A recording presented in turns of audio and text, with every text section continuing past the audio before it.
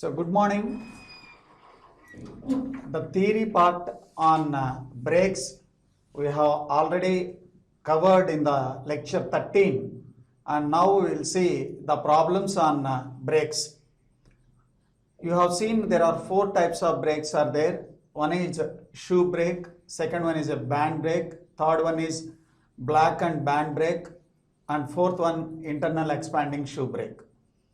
Okay, so in today's lecture we will see the problems on shoe brake, and if time permits we will go for the band brakes also. Okay, so here your main requirement is how to take moments, okay, and identifying in the problem whether it is asked for clockwise rotation or counterclockwise rotation. That is one important thing. And another one is where the pivot point is there. In some problems they will be asking three different locations of the pivot points, like case 1, case 2, case 3. In some problems they will be asking only two locations. So that should be another careful thing you have to watch before you solve the problem. But very important thing is, look at the problem is asked whether for clockwise rotation or counterclockwise rotation. Because as we had discussed in the previous lecture in theory part, so the braking force required depends upon the rotation, sense of rotation, and at the same time the applied force is also dependent on the length of A and B, that is in case of band brake.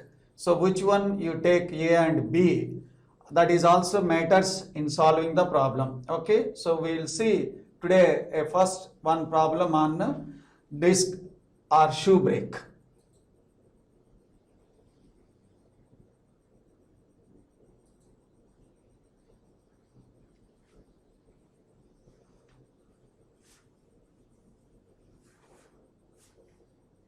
So this is the problem. Look at the problem on shoe brake. Okay, determine the required force to be applied when the angle of contact in black brake shown in the figure is in case 1, that is with 35 degrees, and case B with 100 degrees. A diameter of the brake drum is 1 meter and coefficient of friction is 0.32. The brake sustains 240 Newton meters of torque at 400 RPM. Also find the new values of C for self-locking of a brake. Consider both clockwise and counterclockwise rotation. So this problem gives almost complete variations what we have discussed in the theory part, that is clockwise, counterclockwise, as well as self-locking phenomena, and the point C, what is required to obtain a self-locking behavior.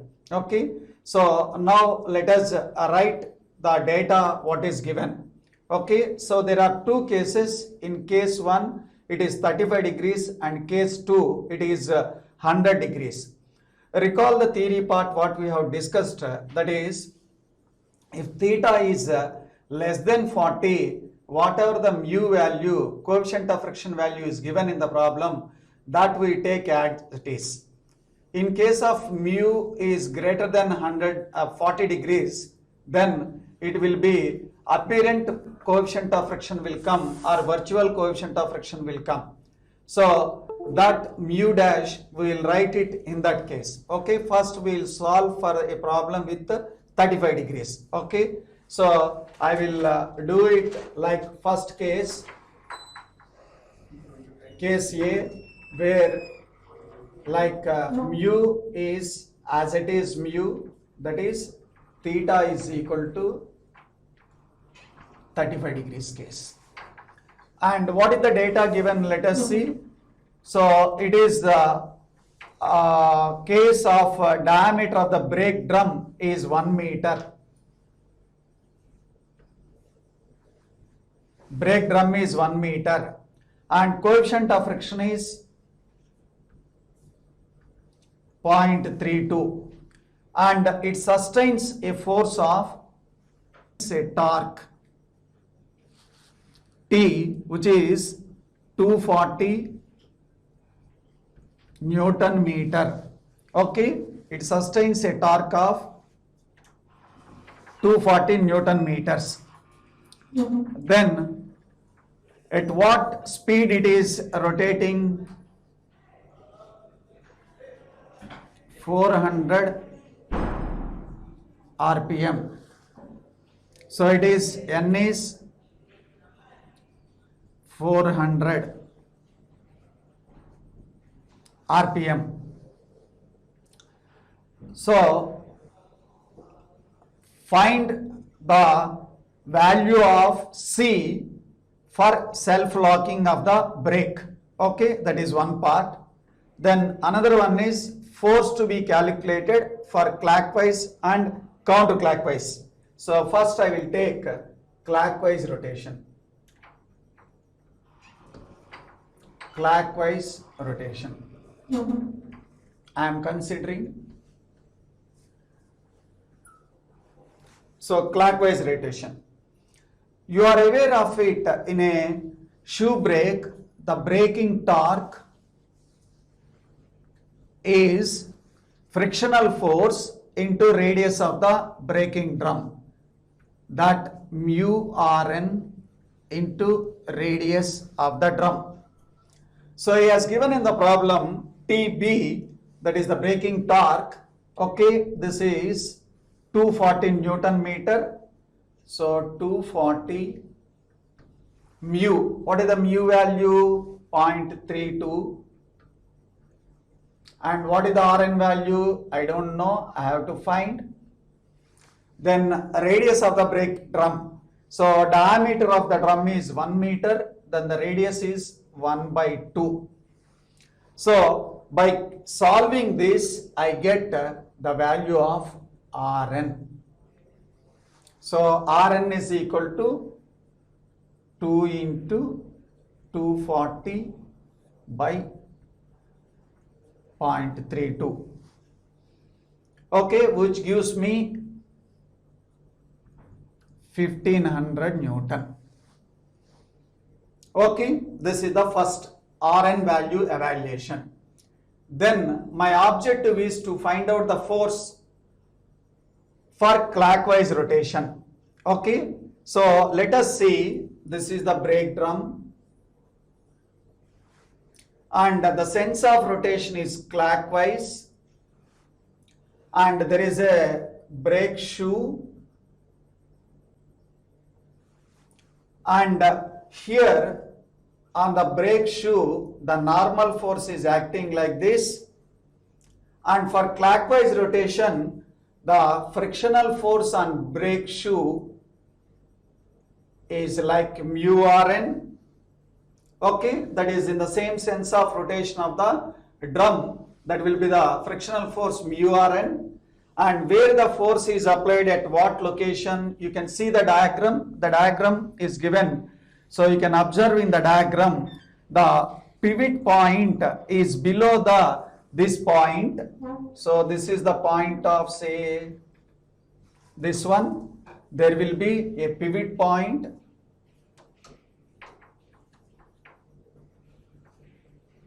Here you have the pivot point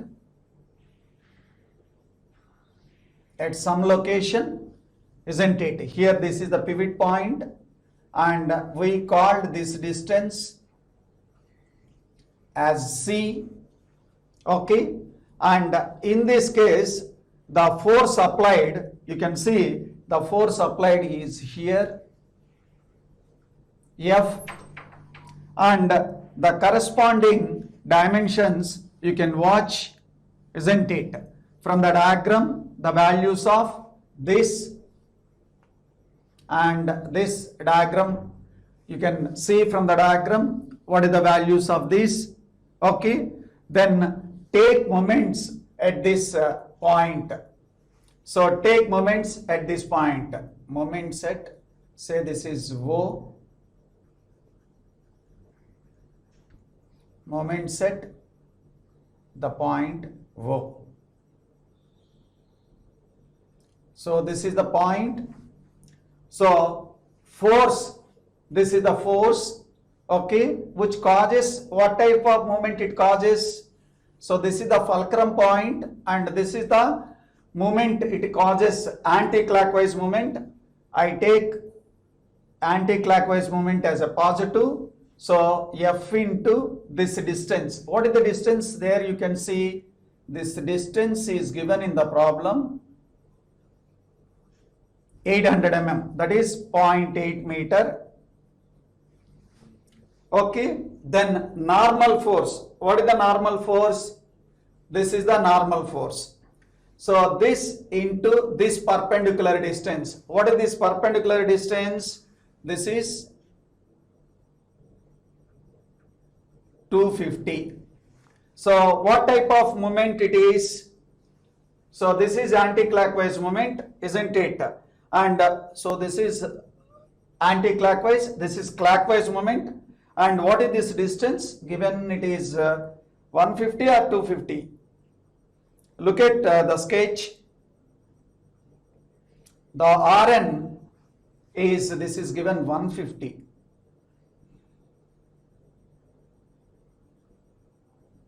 This is 150. So this is Rn value, which is clockwise minus Rn into 0.15. Then what is left?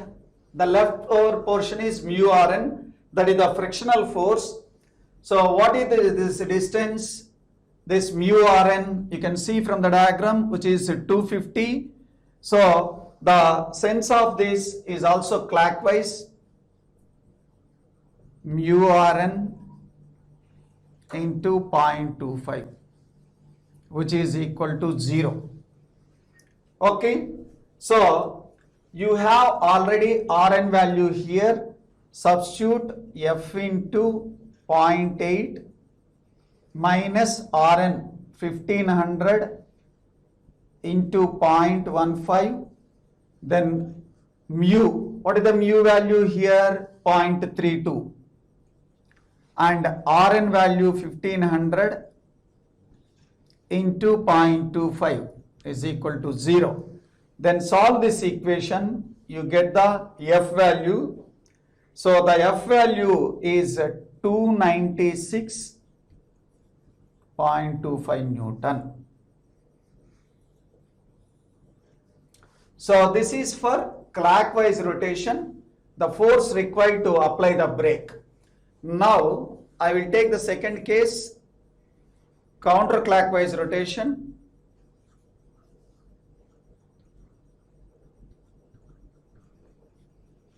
Then the problem will proceed in a similar manner. Only the thing is, now this is the counterclockwise rotation. So rotation will be like this, and this is the brake shoe, and this is the lever, and this is the force F, and here you have the fulcrum point.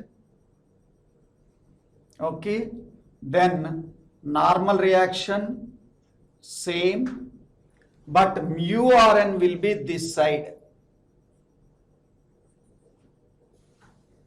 Mu Rn will be this side. So the difference is, in the previous case mu Rn is towards right because it is rotating clockwise, whereas here it is rotating counterclockwise, mu Rn will be on the left side. So only the difference you get here, same thing, I take moments at O, sigma moments at O, okay, then once again same F into 0.8, and Rn does not change because the same direction, Rn into 0.15. Then mu Rn earlier in the right side, now it is a left side. So you can see this causes an anti-clockwise moment. So an anti-clockwise moment, we have taken F moment is a positive. So this also positive, mu Rn into 0.25 is equal to 0. So similar manner in the above, I can substitute my Rn value which is available with me 1500 into 0.15 plus mu Rn 0.32 into Rn 1500 into 0.25 is equal to 0. Then from here I get my value of F. So the value of F here you get 266.25 newtons. Here you get it is 266.25 newtons. So for clockwise movement and counterclockwise movement, the forces are different. And once again, you can observe in counterclockwise movement, the force required is less than the clockwise movement. 266 is less than 296.25. Recall when we have discussed the theory part, we discussed one thing. We call a brake is a self-energized brake. A brake is said to be self-energized when the applied force and the frictional force both will have the same sense of rotation, then we call it as a self-energized brake, where the force required to apply the brake is less compared to the other one. You can see here in the counterclockwise rotation, the applied force and the frictional force, both of them are causing a sense of counterclockwise rotation. That is why this is actually a case of self-energized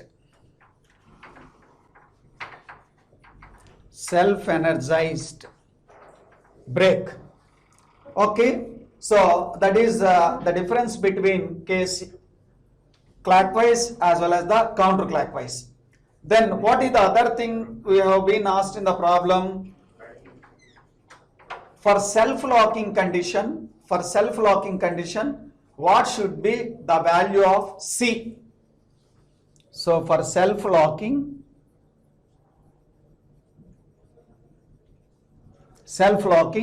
so value of C. Recall in the theory part what we defined self-locking. Self-locking is nothing but so no need to apply any force to apply the brake.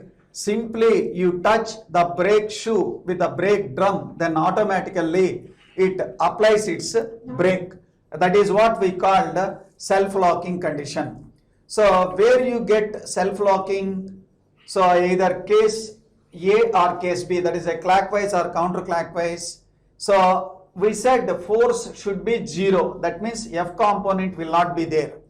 See, in the case of clockwise movement, then both of Rn and mu Rn same sign. So it never happens two values sum will be 0.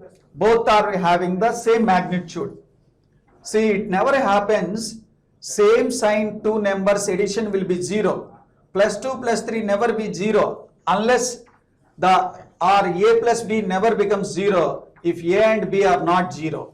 And similar in this case, in clockwise case, you don't get this C value 0 or self-locking. So it is only possible in case of counterclockwise rotation, because here if I write the same equation, let me take and write it.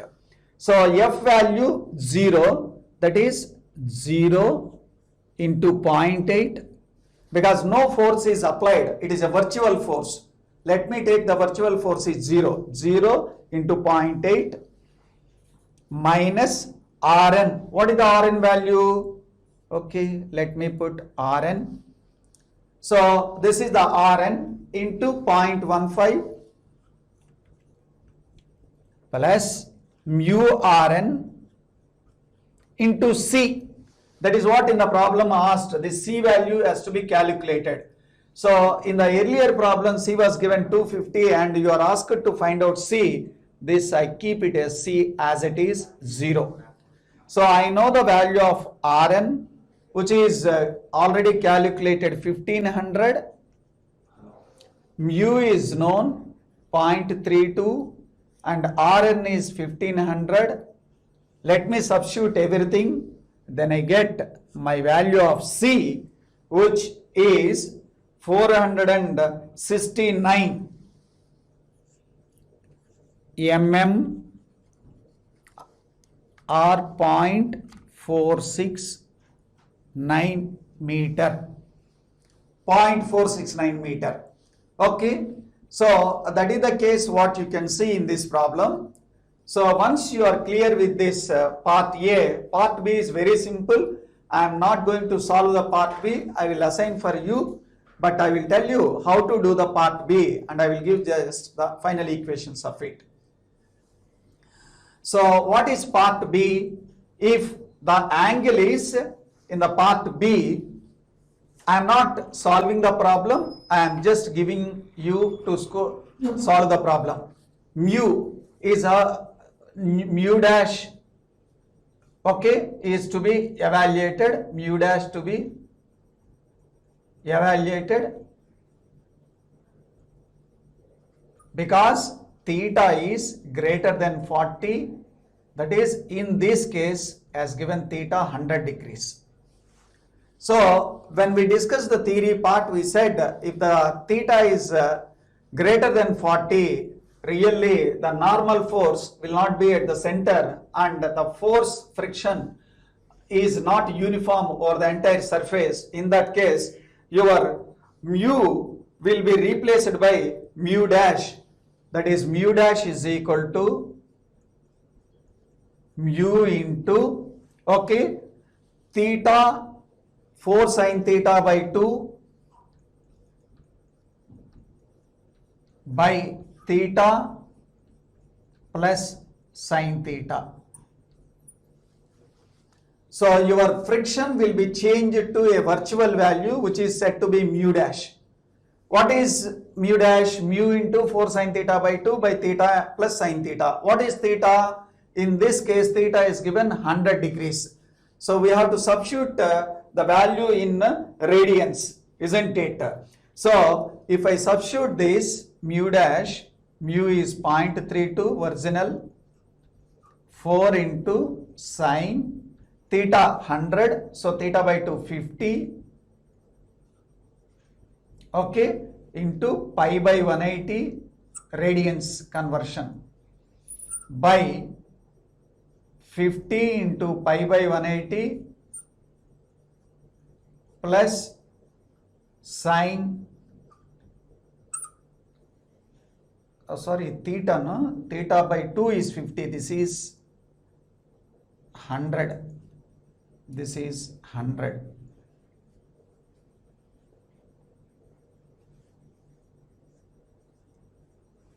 Sin 100 into pi by 180. So in the given problem, theta 100, so theta by 2 is 50, okay, and theta is 100, convert that into radians, that is into pi by 180. So you get the mu dash, that is virtual friction or apparent coefficient of friction, which is given by 0.36. 0.36. Okay, once you get this mu dash, then the entire problem is same. Don't worry for anything in the remaining problem, only you get this modification mu dash and solve the problem as it is without changing anything. Only change wherever you require, okay, very beginning itself we have to change. Just I am giving the clue. What is our TB? Mu Rn R. So now what is mu? Mu will be replaced by mu dash. So TB is equal to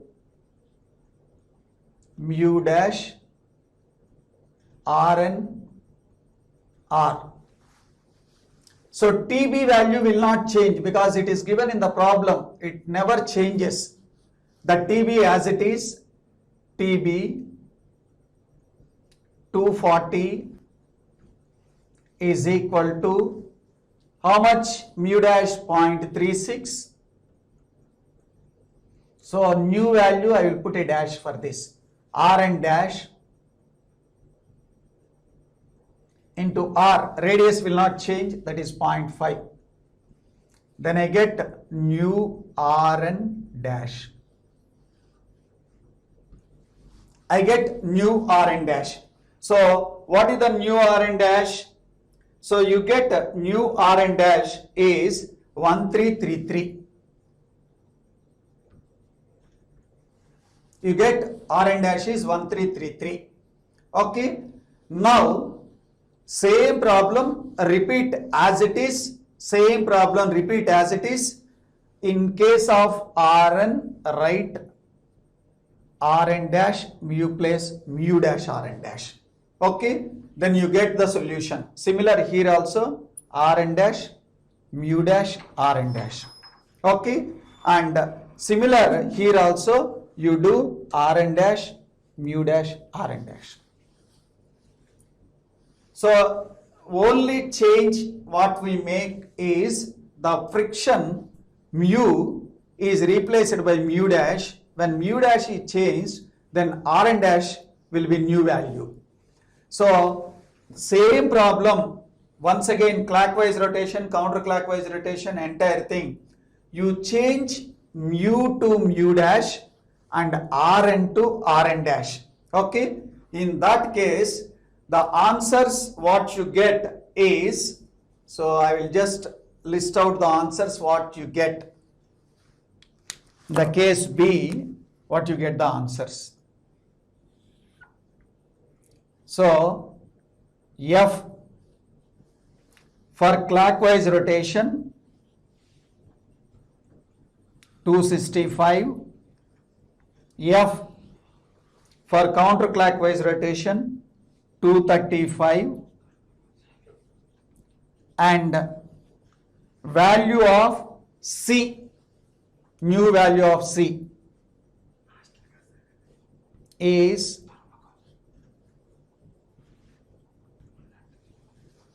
0.417 meter. So I have not solved the second part, B part. I asked to you to solve. I have given the hints. Okay. So the new values of F for clockwise, F for counterclockwise are like this, 265, 235, and C I have written as a C dash, which gives me 0.417 meter. So Rn dash is 1333 and mu dash this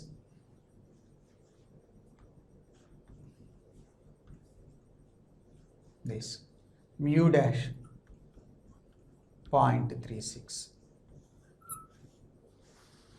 Okay, so you can see now two distinguished colors. One is a green color and another one is with like magenta.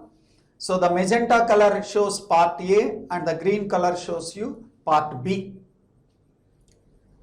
So this problem covers all varieties, that it covers self-energized brake, that it covers a self-locking case, that it covers clockwise, that it covers counterclockwise, and it also covers angle theta less than 40 degrees and more than 40 degrees. If you are confident of this problem, you can solve any problem on a shoe brake. Okay, so then we will see in another problem, that is once again on a shoe brake, but only the thing is two shoes on left side as well as on the right side are arranged.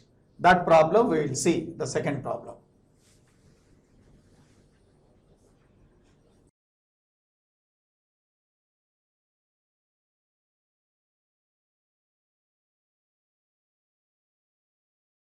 Determine the brake torque on the wheel. In the previous problem, we have seen a single shoe brake, whereas it is a double shoe brake. The force applied is on both the directions, okay, on both the levers. We'll analyze left lever and we'll analyze right lever separately. Okay, and we'll find out the braking torque. And here you can see one more thing, the angle of contact is 90. So the coefficient of friction which is available cannot be used directly. Then you have to find out the apparent coefficient of friction first. So like in the previous problem. So how we can proceed this problem, let us see. So this is the problem with double shoe brake, okay, with a wheel diameter. The data given is wheel diameter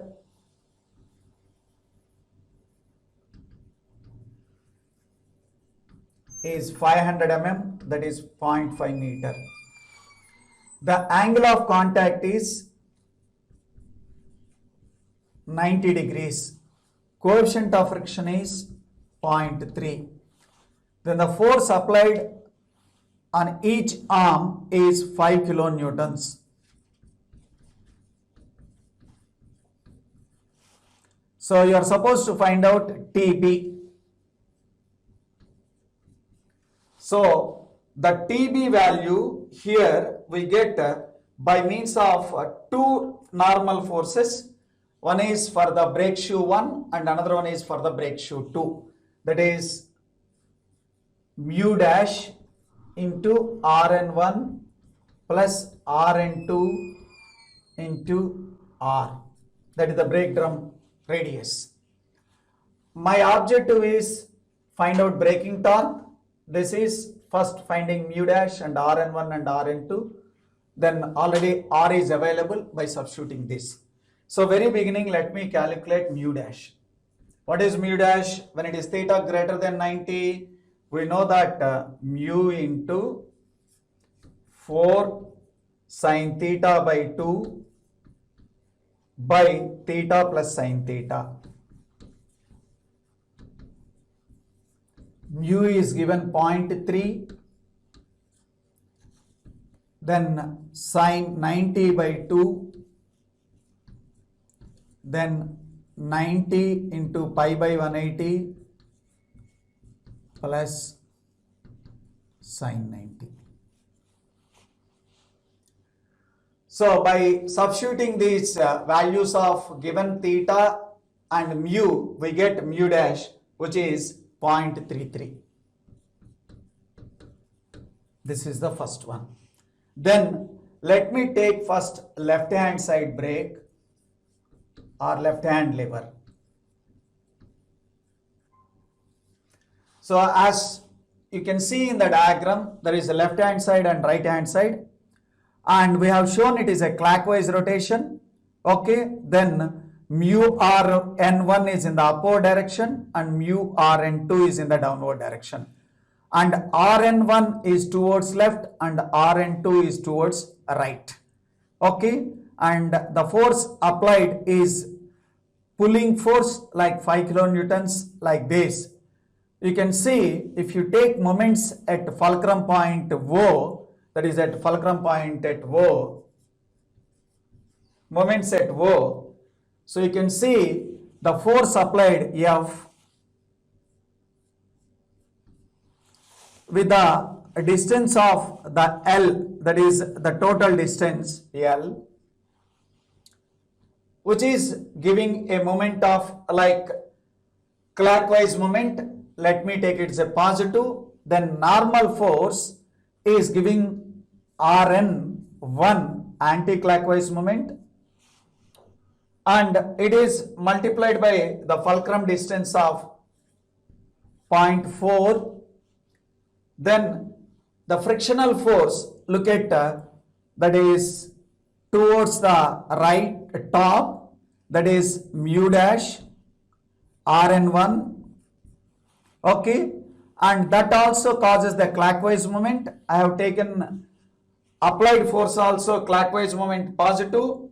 Then this is mu dash Rn1, and what is the perpendicular distance here? You can see the brake drum, what is the diameter? 0.5. So 0.5 by 2. Okay, then that distance is given, the distance you can see here, I will show you here, like this distance, this is 0.5 by 2, and your fulcrum point is not at the center, it is here, okay. And what is this distance given? What is this distance? This is 50 mm, no? So this is mm, so that is 0.05.